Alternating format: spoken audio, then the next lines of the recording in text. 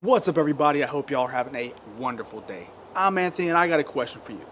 If you were told you got to accumulate as much fresh food as possible in the next 24 hours without buying it or stealing it, how would you do it?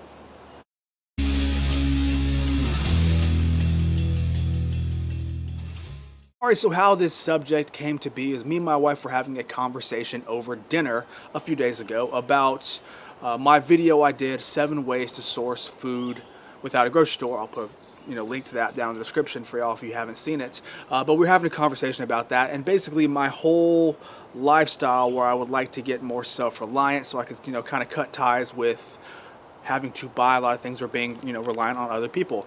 The reason why we're talking about that video is because she's even starting to notice that the prices of things are increasing. People at work are talking about it, everyone's talking about it.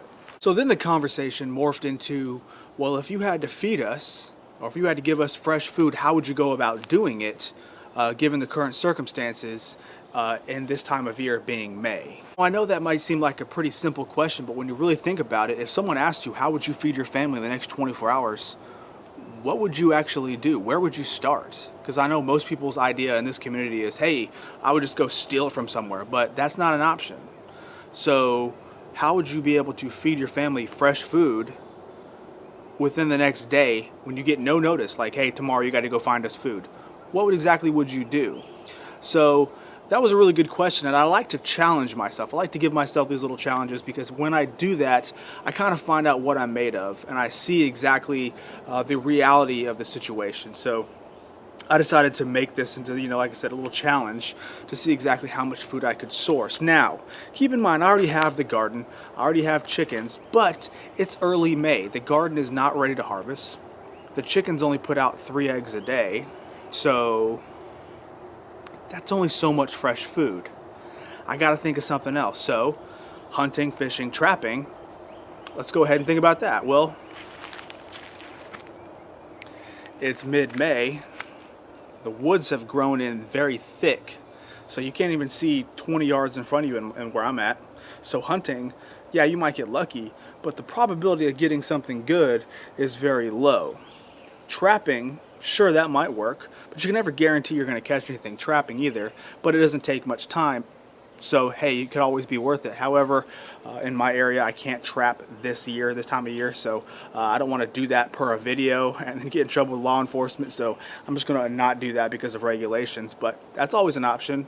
But I decided to go and think about fishing. And that's ultimately what I ended up doing. I decided, you know what, the best way for me to source a whole bunch of food is to be able to go fishing because it's that time of year, probably going to get a lot of good bites. I know fish are bedding down, spawning, so there's going to be a lot of fish out there, and I have a pretty good chance of being able to stock up a lot of food, maybe even a surplus of food, if I do that instead of hunting and trapping. So I decided to go ahead and make an all-day event out of it from sun up to sundown to see exactly how much fish I could catch. However, I like to throw myself a little curveball to kind of make things a little bit more difficult, so I decided to put in 3 rules. Number 1, I can't buy bait because obviously you can't buy food, well, you can't buy bait. So I had to source my own bait. Number 2, no artificial lures. I'm of the impression that, hey, pounds equal pain. You don't want, if I'm walking to the river or walking to the pond, lake, wherever, I'm most likely going to be having all that stuff strapped to my back. You don't want to carry a tackle box full of artificial lures and crankbaits and spinners and all that stuff if you don't have to. Not to mention, usually when you're hunting, when you're fishing with lures and stuff, it's better off from a boat. So that is my number 3. No boats. Got to do it from the bank. So I'm doing it basically the old way from 100 years ago. Dig your own bait, see what you can get, see how much you can put into your freezer or put into your family's bellies with 1 day effort. So I woke up super duper early while it was still dark. I decided to dig a whole bunch of worms, and then I went fishing. This is the footage from that.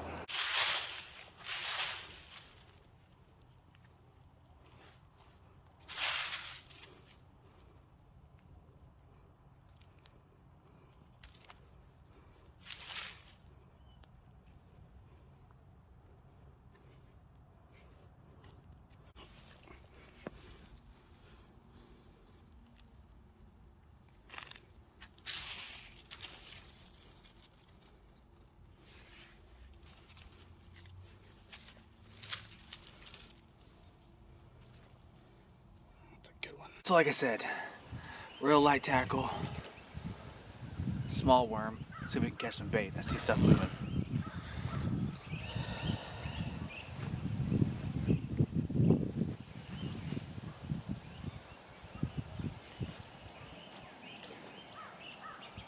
Alright, and for giggles, I put a whole bunch of worms, about 3 of them, on a circle hook for catfish before we catch any other bait, just to see, hey, you never know, they might take it. Flatheads like live bait, so we'll see. Alright, so I'm already changing my game plan. Basically, all my worms, my little worms, are getting taken by tiny, tiny fish. So what I'm going to do is I'm going to try to use that to my advantage, and I'm going to use this. It's a little minnow trap. I put a whole bunch of worms right here in the center, and essentially the minnows swim in and they can't figure out how to get out. Because there's a whole bunch of little bait fish out here that are just taking small little worms. I mean, even a size 6 hook won't get them. They're just picking stuff off. So I figured, hey, why not catch some minnows, then use minnows to catch something else. So we'll try this too. All right, so we're on the board. Got a little bluegill here. Perfect size, maybe 5 inches. Time to cut him up and put him on the end of the circle hook for catfish. All right, we got him cut up. If you're a little squeamish, turn away. Cut bait. Always leave your hook somewhat exposed. That way it'll grab that lip. Let's cast out, see if we can catch a catfish.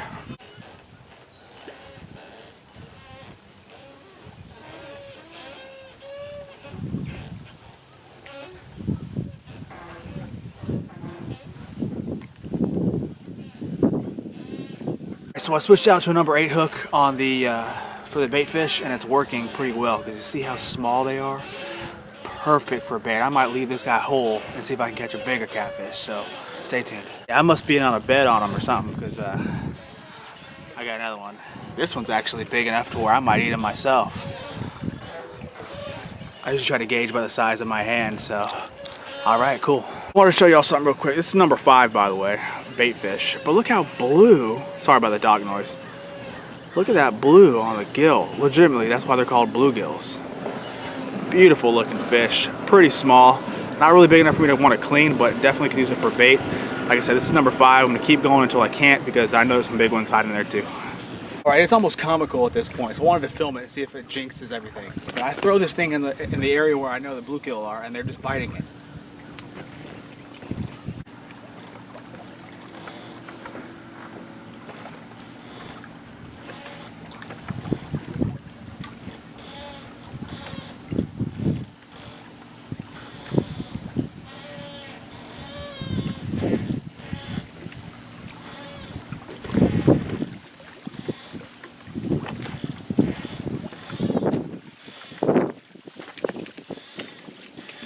That freaking fast. They're small, but I can cut them up to make catfish bait. That's the goal.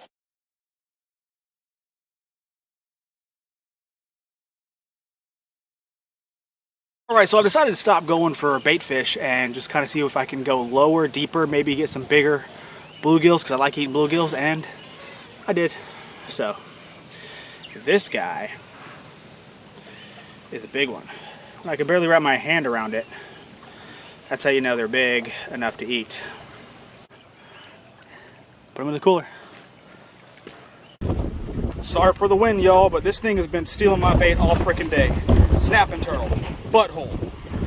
Alright, so I apologize for the wind if you hear it, but I finally got luck on my cut bait. Turtles have been taking it all freaking day. However, boom.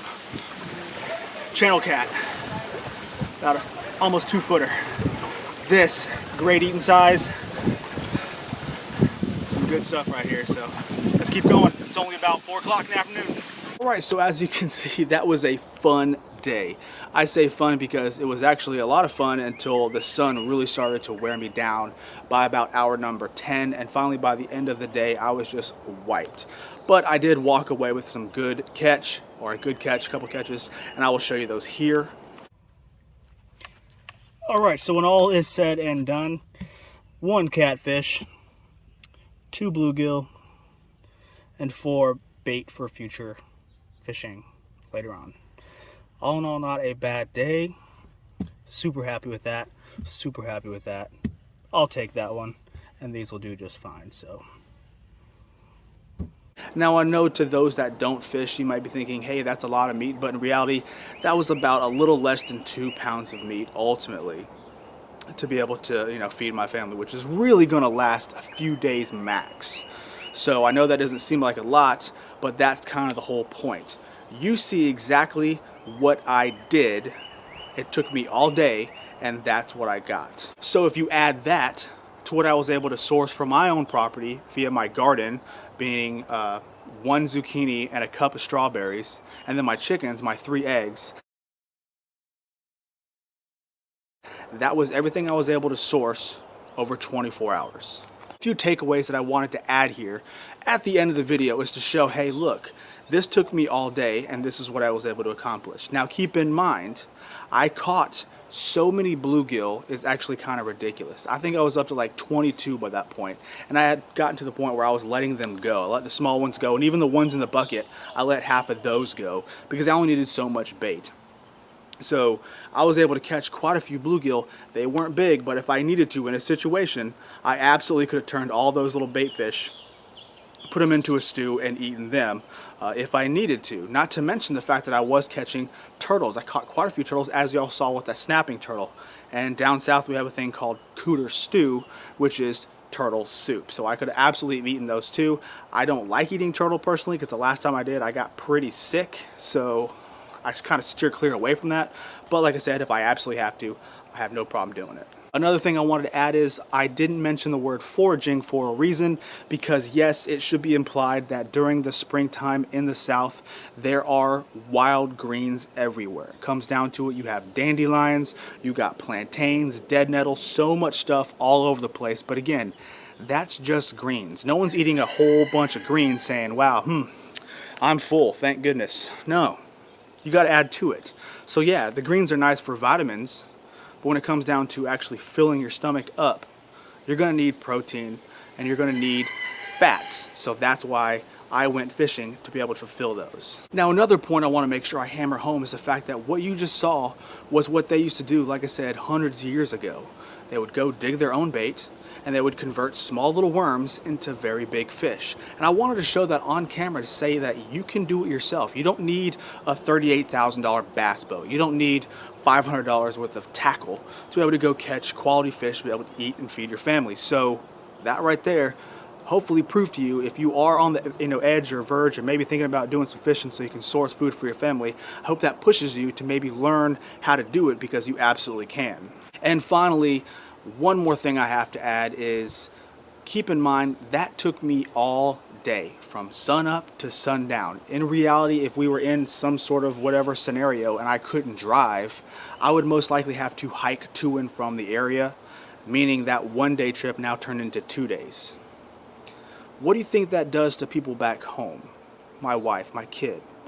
They're having to fend for themselves for potentially up to 2 days. So that should point blank prove how important community is, because while you're off hunting, you need someone else to stay behind to be able to provide security, to be able to tend the garden, to be able to tend the fields, do whatever, take care of things at the house while you're gone. So all those lone wolf programs that people are thinking about, hey, I'll just be a lone wolf, I'll be able to fend for myself. That right there, that little dose of reality might make you think you need to have at least a partner to help you out. Alright, so I'm going to go ahead and end the video there. I hope you learned something. I hope you took something away, because I think this video showed a good amount of reality that I think people who live in this fantasy world of being like, I just go hunting and fishing for all my food, I'll be fine, might sit back and be like, you know what? Maybe I do need to pay attention to a garden. Maybe I do need to pay attention to having some livestock. Maybe I do need to pay attention to the fact that I need to store as much food as possible when I can, just in case my plan doesn't pan out, I have something in reserve. So hopefully this video helps you with at least one of those. Like I said, if you enjoyed what I did on this video, please do me a humongous favor and give me a thumbs up. It really does help me out with the algorithm. Subscribe to my channel if you haven't, and I'll catch you on the next one, okay?